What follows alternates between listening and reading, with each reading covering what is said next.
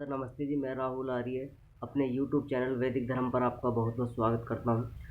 हम पढ़ रहे हैं सत्यार्थ प्रकाश का 11वां समोल्लास, और 11वें समोल्लास के अंदर आज हम एक कहानी के माध्यम से समझेंगे कि किस प्रकार भगवान के नामों को लेकर अनेकों प्रकार के मत मतांतरों में जो विवाद है वो ईश्वर को ना जानकर अलग अलग पूजा पद्धति और अलग अलग नामों से अलग अलग ईश्वर का संबोधन करना और अपने अलग अलग जो सत्कार आदि का जो उन्होंने अपना बना रखा है अलग अलग हिसाब किताब, तो उसी के विषय में हम चर्चा करेंगे आज। क्योंकि ऋषि दयानंद ने सत्यार्थ प्रकाश के 11वें समोल्लास के अंदर जो लिखा है पूरा सत्यार्थ प्रकाश का 11वां समोल्लास जो सारा का सारा जो मत मतांतर जितने भी भारत के अंदर फैले हुए हैं उन्हीं के लिए लिखा गया है। और स्पेशल जो ये इतना ऋषि दयानंद ने अपना जो सबसे ज़्यादा जो रिसर्च इसके ऊपर की 11वें समोल्लास जो लिखा है भारत के मत मतांतरों के ऊपर।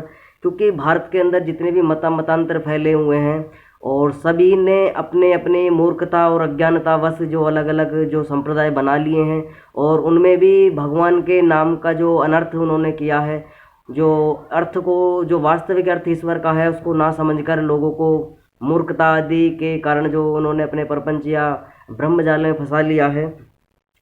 तो ऐसे ही एक कहानी के माध्यम से ऋषि दयानंद सत्यार्थ प्रकाश की 11वें समोल्लास के अंदर वर्णन करते हैं कि किस प्रकार एक गुरु के दो चेले होते हैं, और वो चेलों की कहानी और उस गुरु की कहानी के माध्यम से ऋषि दयानंद ने बताने का प्रयास किया है कि ईश्वर तो एक ही है और अनेकों प्रकार से लोगों ने उसके नामों के जो ईश्वर के नाम हैं उनको वास्तविक स्वरूप में उनका अर्थ ना जानकर अनेकों प्रकार से जो लीलाएं पाखंड आदि चलाना संसार में प्रारंभ कर दिया।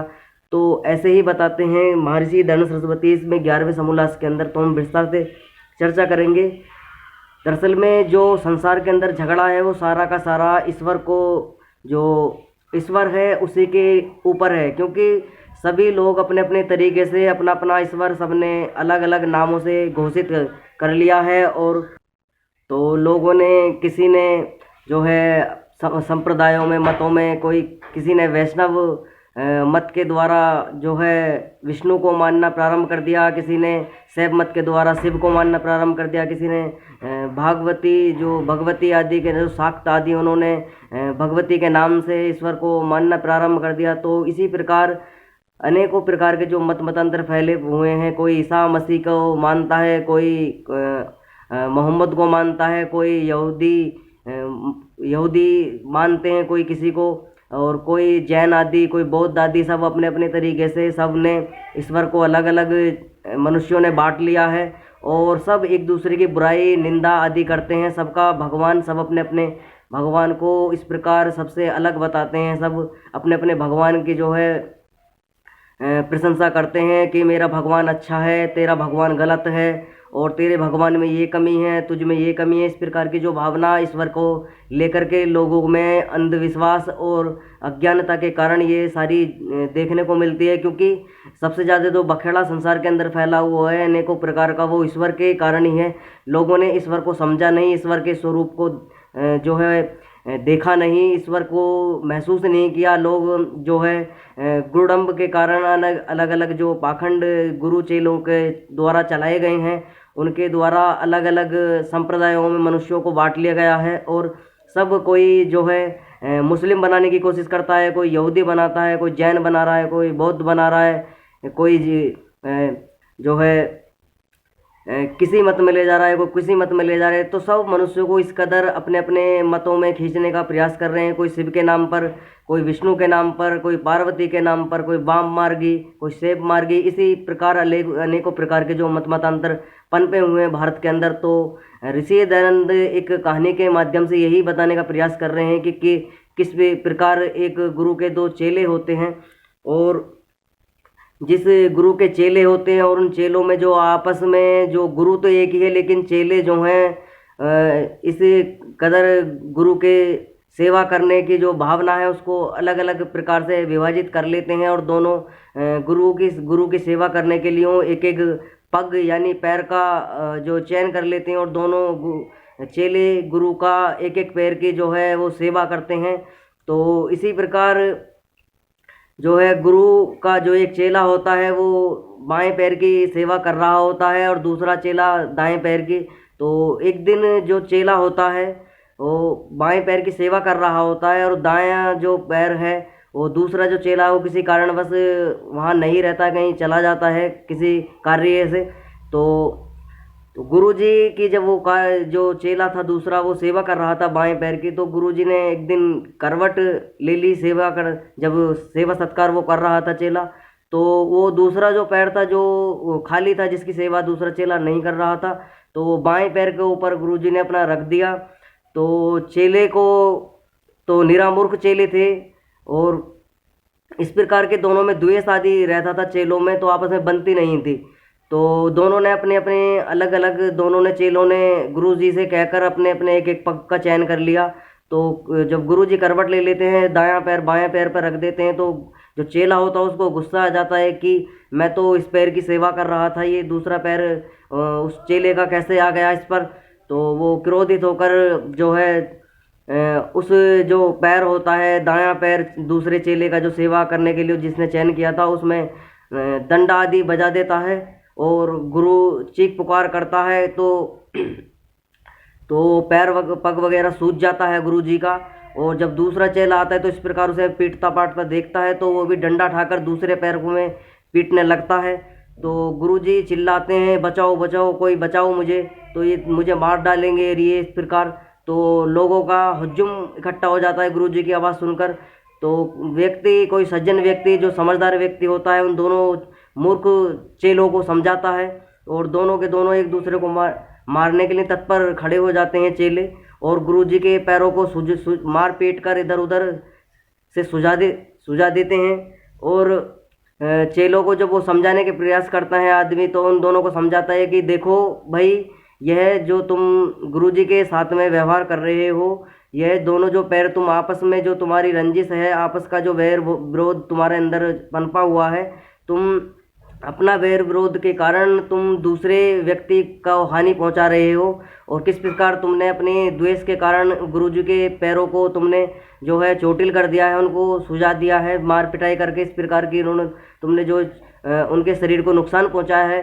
तो उन चेलों को समझाता है व्यक्ति कि देखो भाई, ये जो पैर हैं वो गुरुजी के हैं, चाहे तुम एक पैर की सेवा करो जो दूसरे पैर की सेवा करो, लेकिन सेवा तुम जिस भी विभाग से करो, सेवा का जो फल है, जो तुम कार्य कर रहे हो गुरुजी के शरीर के लिए, वो गुरुजी को ही प्राप्त होगा।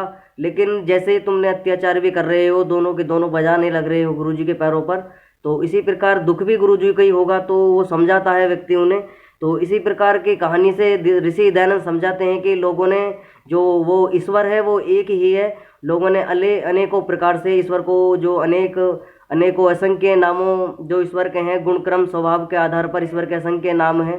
तो ऋषि दयानंद ने सत्यार्थ प्रकाश की जो 11वां समोल्लास के अंदर चर्चा की है मत मतांतरों की, तो उसी में जो प्रथम समोल्लास है, 11 जो सत्यार्थ प्रकाश का प्रथम समोल्लास है, ईश्वर के जो नामों की व्याख्या ऋषि दयानंद ने 100 नामों की व्याख्या जो की है सत्यार्थ प्रकाश के प्रथम समोल्लास में। तो उसमें उन्होंने जो 100 ऐसे नाम है जो ज़्यादातर प्रचलित हैं संसार के अंदर, जो मनुष्य जो किसी न किसी कारणवश या किसी ने अपने आराध्य के नाम पर स्वीकार उन नामों को किया हुआ है, तो उन्हीं को 100 नामों की व्याख्या ऋषि दयानंद ने प्रथम समोल्लास के अंदर की है। तो ऋषि दयानंद कहते हैं कि जैसे जैसे ईश्वर के गुण हैं, कर्म हैं, स्वभाव हैं, जैसे जैसे ईश्वर का कार्य है, वैसे ही वैसे अनेकों सैकड़ों हजारों सहस्त्रों नाम ईश्वर के हैं। तो लोगों को ये गलत भ्रांति देखने में मिलती आती है कि लोगों ने अनेकों प्रकार से, किसी ने विष्णु के नाम पे वैष्णव संप्रदाय चला लिया, तो और किसी ने जो है शिव के नाम पे शैव मत चला लिया, और किसी ने देवी भगवती के नाम पर जो है शाक्त मत चला लिया। तो इस प्रकार का जैनियों ने जैन धर्म, बौद्धों ने बौद्ध धर्म, मुगलों ने जो है, मुसलमानों ने मुगल धर्म चलाया अपना, मुसलमानी जो मत चला लिया अपना। तो और ऐसे ईसाइयों ने अपना जो ईसाई मत चला लिया। तो अनेकों प्रकार के जो मत हैं वो सब इसी प्रकार जो अज्ञानतावश, मूर्खतावश चलाए गए हैं, क्योंकि ये सारे के सारे मत जितने भी हैं वेद विरोधी मत हैं, क्योंकि इनके अंदर जो वेदों का जो बिल्कुल भी न्यून मात्र भी समावेश इनके अंदर नहीं है। और ये वेद आदि शास्त्रों को अगर इनको ज्ञान होता तो इस प्रकार के मत जो है वो नहीं चलाते। अज्ञानता कारण इन्होंने अपने अपने प्रपंचों के कारण, अपने अपने स्वार्थों को पूरा करने के कारण ही इन सभी मतों का निर्माण किया और अनेकों प्रकार से लोगों को भ्रमित कर रहे हैं। और लोग इनके झांसे में आकर अपने वास्तविक स्वरूप को, ईश्वर को ना जानकर इनके मनगढ़ंत पाखंड आदि के कुचक्र में फंसकर अपने जीवन को व्यर्थ कर रहे हैं। तो ऋषि दयानंद समझा रहे हैं कि ईश्वर के असंख्य नाम हैं, जैसे ईश्वर के गुण हैं वैसे कर्म हैं, वैसे ही स्वभाव के कारण ईश्वर के असंख्य नाम हैं। जैसे ईश्वर का नाम ब्रह्म है, ब्रह्मा भी है। तो ब्रह्म और ब्रह्मा, जो ब्रह्मा है वो ईश्वर को इसलिए कहा गया है क्योंकि वो संपूर्ण सृष्टि में सबसे बड़ा है और सभी का जो निर्माण करने वाला है, पालन करने वाला है और सभी की रक्षा आदि का करने वाला है, पालन पोषण करने वाला है, सभी प्रकार का निर्माण आदि करने वाला है ईश्वर, इसलिए सबसे बड़ा है और उसको ब्रह्मा की उपाधि दी गई है। क्योंकि ईश्वर ही संपूर्ण सृष्टि और सभी नक्षत्र, तारे, ग्रहमंडल आदियों का निर्माण करता है। जितने भी जीवात्मा हैं उनको कर्मों का फल देता है, उनको जन्म आदि की जो योनियों में उनको भेजता है आत्मा को। तो ये सारे के सारे जो कार्य है वो ईश्वर किसी की भी सहायता ना लिए वगैरह अपने सामर्थ्य से करता है। तो इसी प्रकार उसी ईश्वर को समझना चाहिए, इसलिए उस ईश्वर का नाम ब्रह्मा है। ऐसे ही विष्णु नाम ईश्वर का बताया है कि जैसे जैसे जो विष्णु नाम है वो ईश्वर का, वो संपूर्ण सृष्टि को बसाने वाला है, उनका पालन करने वाला है, अनेकों प्रकार की व्यवस्था जो है आत्माओं के लिए करने वाला है, संसार की सामग्रियों का निर्माण करता है और उनको भोजन आदि का प्रबंध आदि करता है ईश्वर। तो सभी प्रकार की जितनी भी औषधियाँ, वनस्पतियाँ हैं, सामग्रियाँ हैं और जो है अन्न आदि हैं, सबका जो उनको पैदा करने वाला है वो परमपिता परमात्मा विष्णु है। तो वो ही संपूर्ण सृष्टि को चला रहा है, तो इसलिए ईश्वर का नाम विष्णु भी है। और ऐसे ही रुद्र नाम भी है ईश्वर का। तो रुद्र ईश्वर का नाम इसलिए है क्योंकि जो ईश्वर का नाम रुद्र है, रुद्र कहते हैं जो दुष्टों को दंड देने वाला है, सृष्टि का प्रलय करने वाला है और सृष्टि का विनाश करने वाला है। जब सृष्टि का प्रलय काल आता है तो सृष्टि का जो अवधि पूरी हो जाती है उसमें सृष्टि का जो प्रलय करता है वो इसलिए रुद्र है। और आत्मा का नाम भी रुद्र है। तो जितने भी वनस्पति आदि हैं इनके अंदर जो ऊर्जा का कार्य करता है, इनके जो दोबारा से जो इनका निर्माण और प्रलय आदि सबकी प्रकृति आदि का प्रलय आदि करता है, इसलिए रुद्र उसका नाम है। और जठर अग्नि आदि, अमावस्या आदि जितने भी भोजन पचाने की जो अमावस्या के अंदर कार्य होता है अग्नि का, अग्नि का नाम भी रुद्र है। तो ऋषि दयानंद ने स्पष्ट जो 11वें समोल्लास के अंदर इसका जिक्र किया है। तो लोगों के अंदर ये बहुत बड़ी गलत धारणा फैली हुई है कि लोग ईश्वर के नाम पर बखेड़ा करते हैं, ईश्वर को समझते नहीं है वास्तविक स्वरूप में। तो ईश्वर का क्या स्वरूप है, तो इसी प्रकार जो कहानी के माध्यम से यही बताने के प्रयास ऋषि दयानंद ने किया है कि लोग जो है ईश्वर के नाम पर कोई किसी को कुछ बना रहा है, कोई किसी को कुछ बना रहा है। तो लोग इस भ्रांति को में ना फंसकर वेद आदि सत्य शास्त्रों का अध्ययन कर कर अपने जो जीवन है उसको उच्च जो जिसका मनुष्य का जन्म हमको मिला है उसको समझिए और किस प्रकार हमें अपने जीवन को उज्जवल बनाना है और किस प्रकार अपना जीवन का जो निर्माण है वो उच्च वैदिक शास्त्रों के अध्ययन पर अपने मोक्ष आदि को प्राप्त करना है। तो ईश्वर का जो वास्तविक स्वरूप है उसको समझना है। समाधि आदि लगाकर अष्टांग योग और जो है ईश्वर की उपासना आदि से ईश्वर को समझना है और इस वेद आदि शास्त्रों से उसका अध्ययन कर कर ईश्वर के स्वरूप को, प्रकृति को, आत्मा को, इन तीनों जो अनादि तत्व हैं इनको समझना है।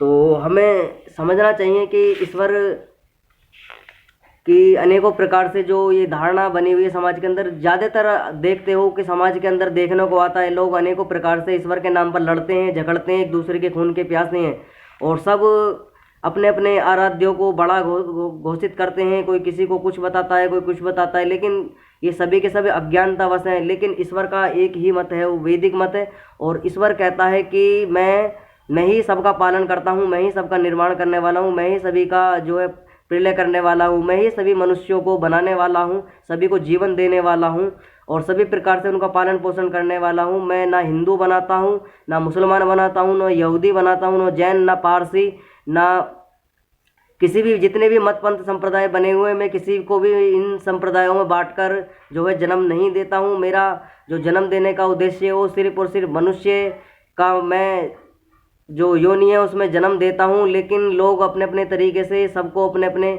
जो उन्होंने परंपराएं बना रखी हैं उनमें विभाजित कर लेते हैं। कोई हिंदू के घर में पैदा हो गया तो हिंदू परंपरा को अपने धारण कर लेता है, मुसलमान के घर में वो पैदा हो गया तो मुसलमान मत में दीक्षित शिक्षित हो जाता है। ऐसी जैन, ऐसी बौद्ध, अनेकों प्रकार के जो मतांतर इन्होंने अपनी अज्ञानतावश फैला रखे हैं और वैदिक धर्म को इन्होंने अलग छोड़ दिया है। क्योंकि वैदिक धर्म को ये मानते हैं कोई धार्मिक धर्म है और अलग धर्म है, तो इनको समझना चाहिए वैदिक धर्म जो है वो सृष्टि का धर्म है और ईश्वर का बनाया हुआ धर्म है। तो वैदिक धर्म में आपको शिक्षित दीक्षित होना होगा और ईश्वर का जो वास्तविक स्वरूप है उसको समझना होगा। तो वास्तविक जो धर्म बताया गया है ईश्वर के द्वारा वो वैदिक धर्म है और जो वैदिक धर्म है वो सार्वभौमिक है, सभी के लिए बराबर, सभी मनुष्यों के लिए है।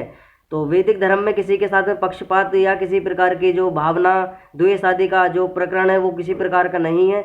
वेदों के अंदर सभी को सामान्य रूप से जो समानता दी गई है, सभी मनुष्य बराबर हैं और सभी को वेद आदि शास्त्रों को पढ़ने का अधिकार है और अपने जीवन को जीने का अधिकार है मनुष्य। और किसी प्रकार की जो वेदों के अंदर हिंसा आदि का प्रावधान नहीं है। जैसे लोग एक दूसरे के खून के प्यासे होकर लोगों को मारना प्रारंभ कर देते हैं, जीवों की हत्या करते हैं, अनेकों प्रकार के मांस भक्षण, शराब, मदिरा आदि का भक्षण करते हैं और इस प्रकार का जो प्रपंच समाज के अंदर देखने को मिलता है, इस प्रकार की सामग्री वेदों के अंदर नहीं है।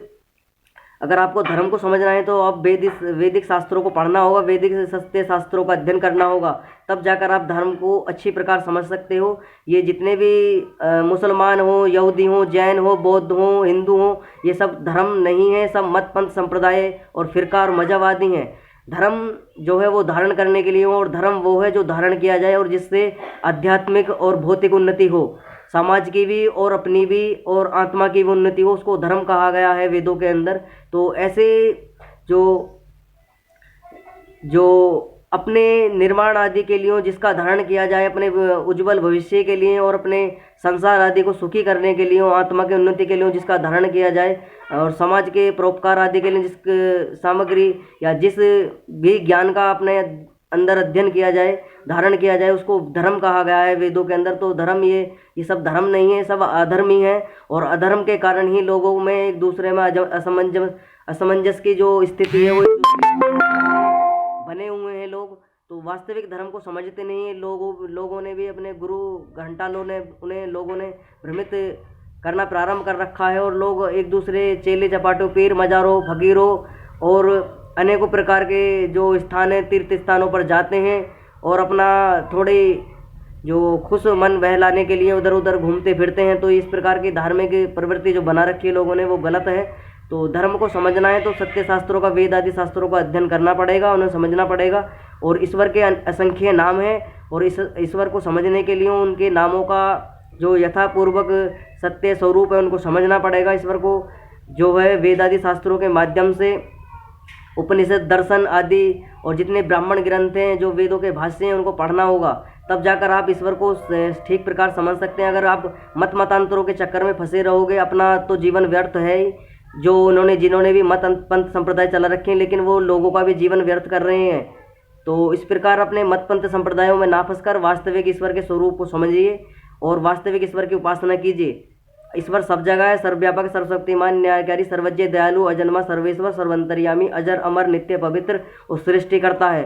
तो आप इस तर्क से भी जान सकते हैं क्या जिस हम आराध्य के जिस भी की हम पूजा कर रहे हैं, क्या वो सृष्टि को बनाने वाला है, सृष्टि को चलाने वाला है, पंच महाभूतों का निर्माण करने वाला है। तो इस तर्क से भी आप समझ सकते हैं क्या राम से पहले सृष्टि नहीं थी, क्या कृष्ण से पहले सृष्टि नहीं थी, क्या राम का जन्म हुआ था या कृष्ण का जन्म हुआ था। इन सब से आप समझ सकते हैं कि जितने भी ये महापुरुष हुए हैं, श्री राम हो, श्री कृष्ण हो और पतंजलि हो, जैमिनी हो, ऋषि ब्रह्मा आदि, महर्षि मनु हो, ये सारे के सारे महापुरुष हुए हैं। लेकिन हमको इनका सत्कार करना चाहिए, इनसे अच्छे जो इनका आचरण है, जो विद्वान प्रवृत्ति इनके अंदर ये एक उच्च जीवन का आदर्श उन्हें अपने जीवन में ग्रहण कीजिए। इनसे सीखिए कि किस प्रकार से ये निराकार ईश्वर की उपासना करते थे, वेद आदि शास्त्रों का अध्ययन करते थे। लेकिन इनको चरित्र रूप में इनकी उपासना कीजिए, इनको भगवान घोषित मत ना कीजिए। ईश्वर एक है, वो निराकार ईश्वर है, वो सब जगह रहता है। अगर आप लेकिन लोगों ने ईश्वर को जो है वो मंदिरों में, मस्जिदों में, मदरसों, जितने भी तुम्हारे चर्च आदि हैं, इनमें बंद कर लिया है अपने अपने अज्ञानता के कारण। और लोग ईश्वर को समझते हैं और इसी कारण पाप ज़्यादा बढ़ रहा है संसार के अंदर, क्योंकि लोगों ने ईश्वर को एक सीमित स्थान पर स्थित कर दिया है कि भगवान यहाँ नहीं देख रहा है तो मैं यहाँ गलत काम कर लूँ, किसी को चोरी कर लूँ, किसी की डकैती कर लूँ, किसी की हत्या कर दूँ, इस प्रकार का दुराचार कर लूँ। तो लोगों ने जो मंदिरों के अंदर भगवान को उसकी धारणा बना दी है कि मंदिर तो ईश्वर तो सिर्फ भगवान तो मंदिर के अंदर है, तो लोग इस कारण जो है ईश्वर से नहीं डरते हैं। अगर ईश्वर का डर होगा, ईश्वर को सब जगह मानोगे, ईश्वर कण कण में व्याप्त है, ईश्वर हमारे भीतर भी है, और ईश्वर हम जहाँ भी जाएंगे प्रत्येक कण कण में, संपूर्ण सृष्टि में ईश्वर का वास है। तो लोगों की जो धारणा है पाप आदि की, गलत व्यवहार की, गलत आचरण की, वो छोड़ेंगे और अच्छे मार्ग को अग्रसर होंगे और वैदिक सत्य शास्त्रों का अध्ययन करेंगे और अपनी उन्नति करेंगे, आध्यात्मिक और भौतिक उन्नति करेंगे, समाज का परोपकार आदि भी करेंगे और समाज की जो है वो भलाई आदि का कार्य भी करेंगे। लेकिन मंदिरों के अंदर जो ईश्वर को आपने बैठा दिया है वो गलत है। ईश्वर सर्वव्यापी है, सर्वव्यापक है, सर्वशक्तिमान है, वो सब जगह रहता है। तो इस कहानी के माध्यम से ऋषि दयानंद की यही सीख मिलती है कि आप अनेकों प्रकार से मतांतरों के चक्कर में ना पड़कर एक दूसरे के खून के प्यासे न हो और अपने वास्तविक जो ईश्वर का स्वरूप है उसको समझिए। वेद आदि शास्त्रों को अध्ययन कीजिए। दर्शन, वेद, उपनिषद और ब्राह्मण ग्रंथ जितने भी हैं, मनुस्मृति और सत्यार्थ प्रकाश जो ऋषि दयानंद के द्वारा लिखित है उसका अध्ययन कीजिए। आप वास्तविक तर्क के आधार पर ईश्वर को समझ सकते हैं। ईश्वर और जो आप महापुरुषों जिनको आप ईश्वर घोषित कर दिया आपने, तो उनमें भेद भी कर सकते हैं, उनको समझ सकते हैं कि वास्तविक ईश्वर कौन सा है, और इस प्रकार से आप अपने जीवन का जो उज्जवल बना सकते हैं। तो महर्षि दयानंद सरस्वती यही व्याख्या नामों की बताई है ईश्वर की कि अनेकों प्रकार से असंख्य नाम ईश्वर के हैं। तो लोगों को ये भ्रम है कि ईश्वर जो है बहुत सारे हैं। ईश्वर बहुत सारे नहीं है, ईश्वर एक ही है और हम सब ईश्वर के संतान हैं। ईश्वर ही हमारा निर्माण करने वाला है, ईश्वर ही हमारा पालन पोषण करने वाला है। तो हमने समझा इस कहानी के माध्यम से, ऋषि दयानंद ने सत्यार्थ प्रकाश की 11वें समोल्लास के अंदर हमें बताया कि किस प्रकार से ईश्वर के नाम पर समाज के अंदर झगड़ा है और क्यों है। और कल हम पढ़ेंगे कि वैष्णव मत के अंदर जो चक्र आदि, जो इस प्रकार के जो चिन्हों का, माथे पे तिलक आदि की जो धारणा का जो प्रावधान है वो क्या है, उसको हम कल समझेंगे कल की कक्षा में। तो आज हमने समझा सत्यार्थ प्रकाश की 11वें समोल्लास के अंदर किस प्रकार से मतांतरों का झगड़ा ईश्वर के नाम पर है। तो सबसे अनुरोध है कि कृपया करके इस वीडियो को लाइक कर दें, चैनल को सब्सक्राइब कर लें। किसी प्रकार का प्रश्न है तो कमेंट बॉक्स में लिख दीजिए, ज़्यादा से ज़्यादा चैनल को सब्सक्राइब कीजिए। तो इसी के साथ ओम शम।